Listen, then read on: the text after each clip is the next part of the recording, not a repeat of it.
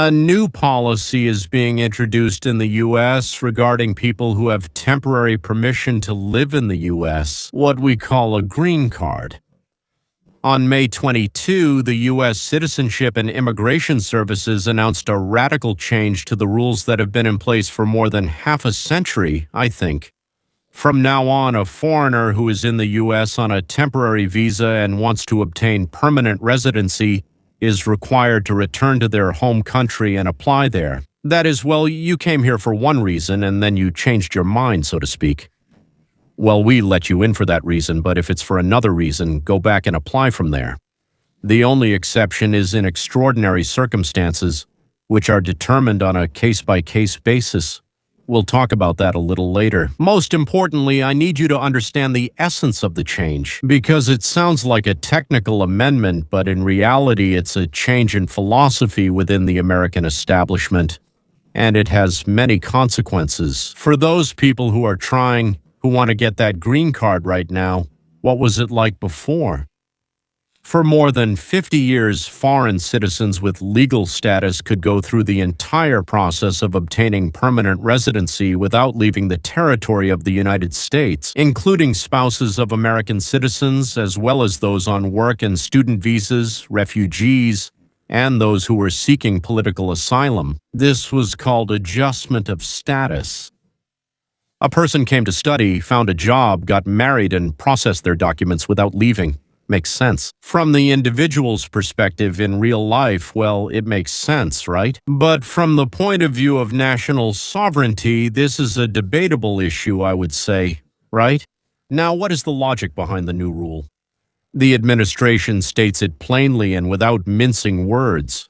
Our system is designed so that they leave. When the visit ends, it should not be the first step in obtaining a green card. So there is also a practical argument. When foreigners apply from their home country, it reduces the need to search for and deport those who, after being denied residency, go into hiding and stay in the U.S. illegally. This is not deportation. It's not demagoguery. This is a description of a real problem. A person waiting for a decision while still in the country has an incentive to disappear in case of denial. A person applying from another continent doesn't have that opportunity. Now let's talk about the scale of this issue. About somewhere around 600,000 people apply for a green card each year while being inside the United States. So it's not like this is an extraordinary case. People came up with this, right? They come here for one reason and then figure out how to stay longer. All of them are now potentially subject to the new rule. They may be forced to leave the country for a month, or maybe even for years, while their application is being reviewed. By the way, I remember that when I was here, I had a certain status. And back then, when I was, so to speak, when they asked me to stay for work, of course, my visa expired, so I left. Back to Israel. I stayed there for 2, 3, I don't remember, maybe 4 months.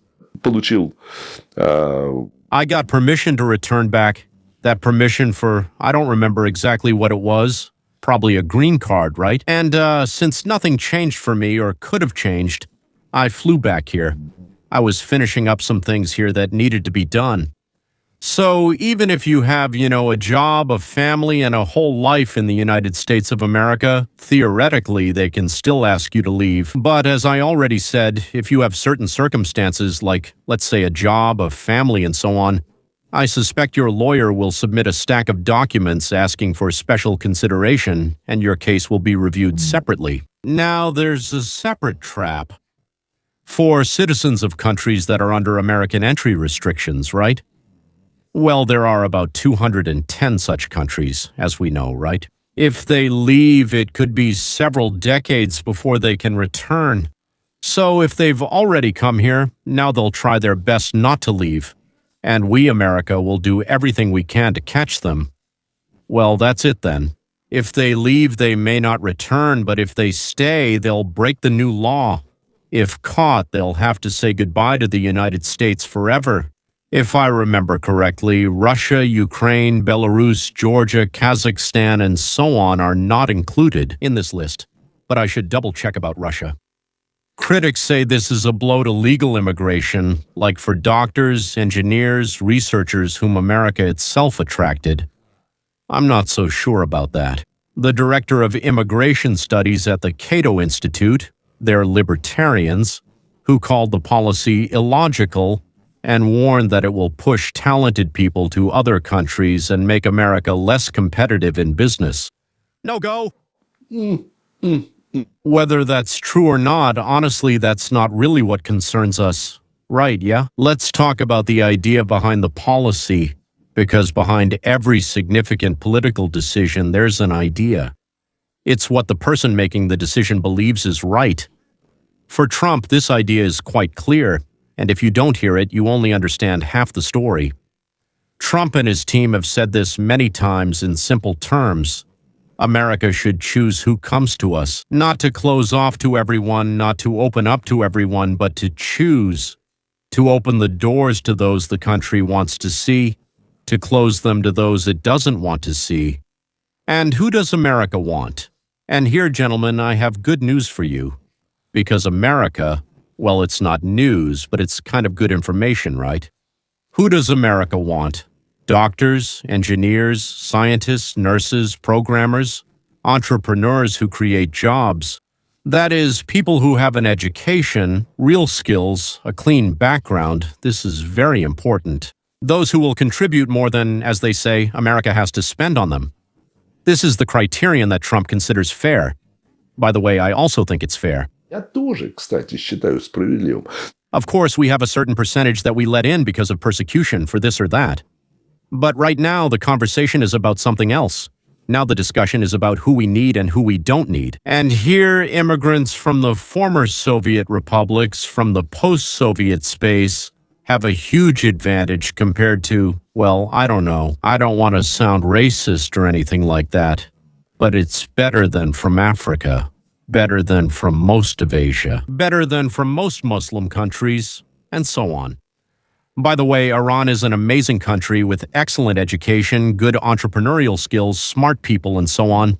So it's not necessarily the case, it doesn't have to be that way. Being from the Middle East or far away doesn't make you bad. Those who entered on a tourist or student visa with a pre-planned intention to stay, these are the people Trump and his people are trying to target, those who use the system as a loophole, and not as a procedure.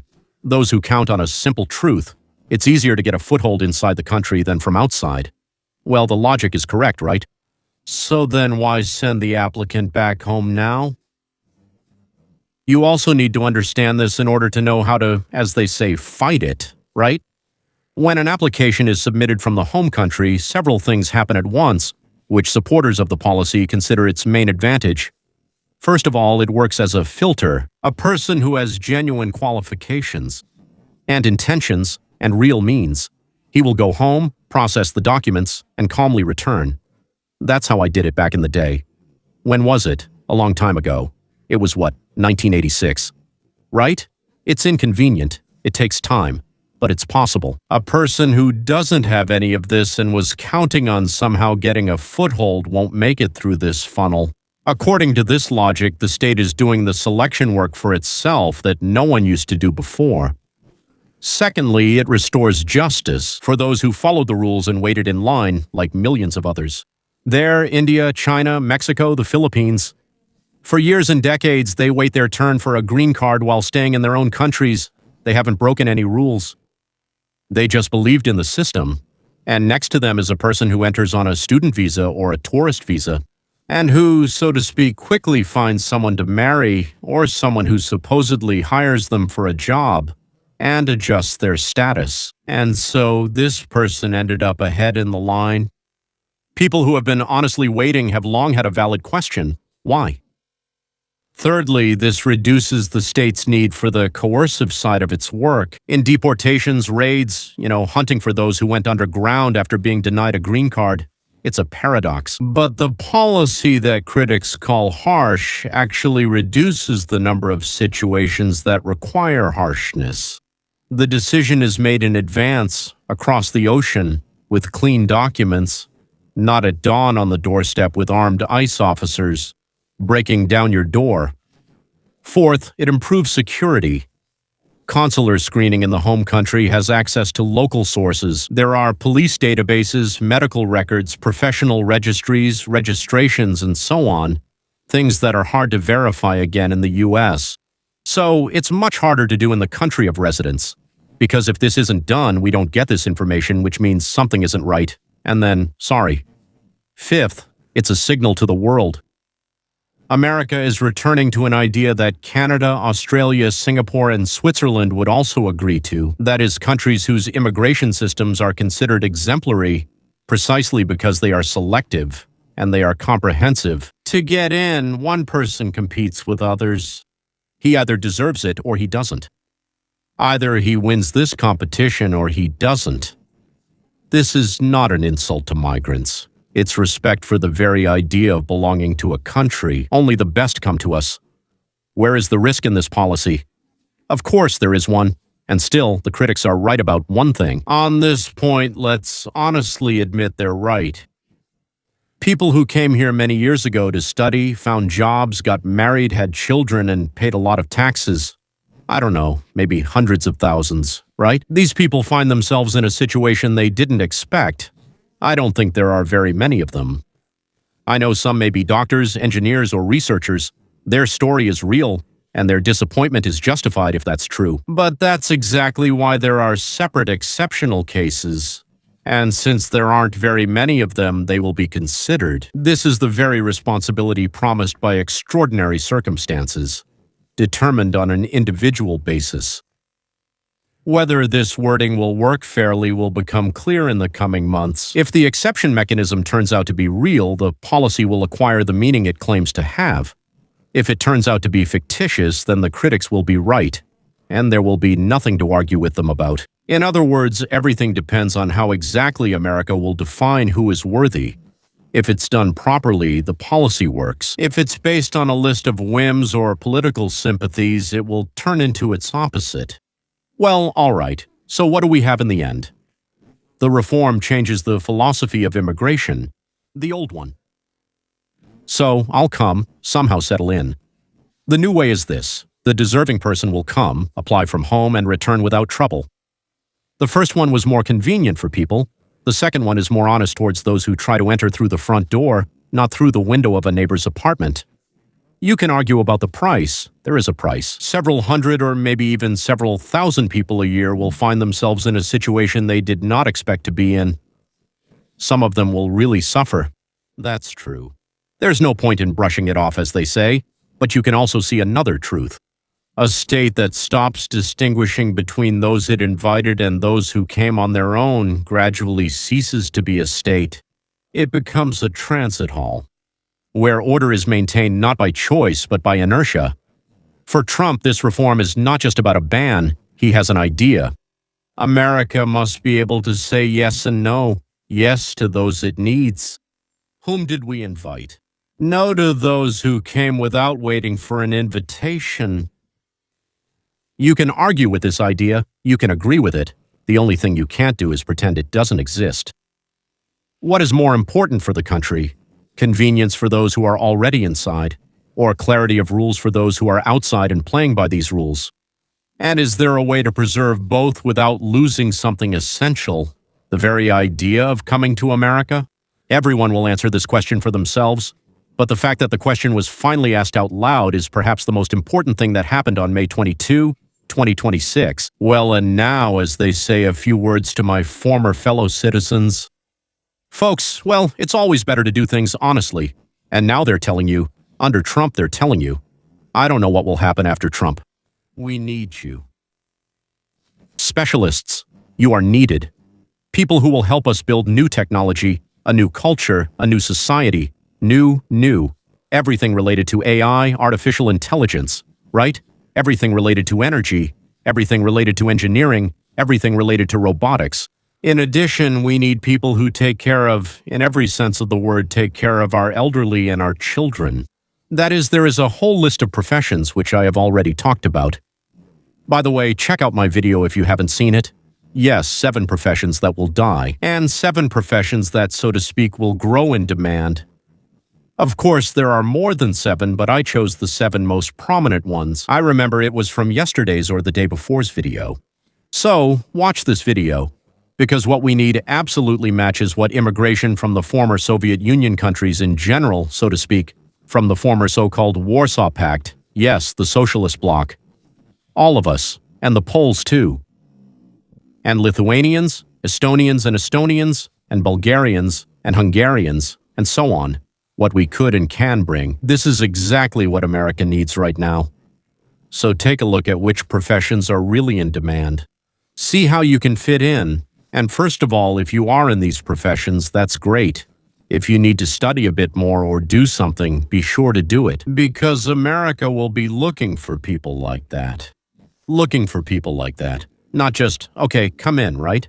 They will kick out people who can only dig ditches, or those who came here just to take as much as possible from America, and they don't even have the thought of giving anything back. America will look for people who, from our point of view, will contribute to our society. And this is exactly what I say to all the professions that will disappear. To all the professions that will rise from the ashes. That's it. Well, all right. And the last thing I wanted to say is that we have another channel called Roadmap to Freedom. It's right next to it. It's with us on YouTube too. Twice a week, we post videos there where we discuss what's happening now more seriously and in more detail. We take a very specific example of something that concerns all of us, and we start discussing it. And we do it much more in depth than we do on this channel, which is, so to speak, more broadly educational, so to speak, right? So to speak, a general educational channel about politics and economics. That's it. That's all. Ladies and gentlemen, goodbye, and I hope to see you soon.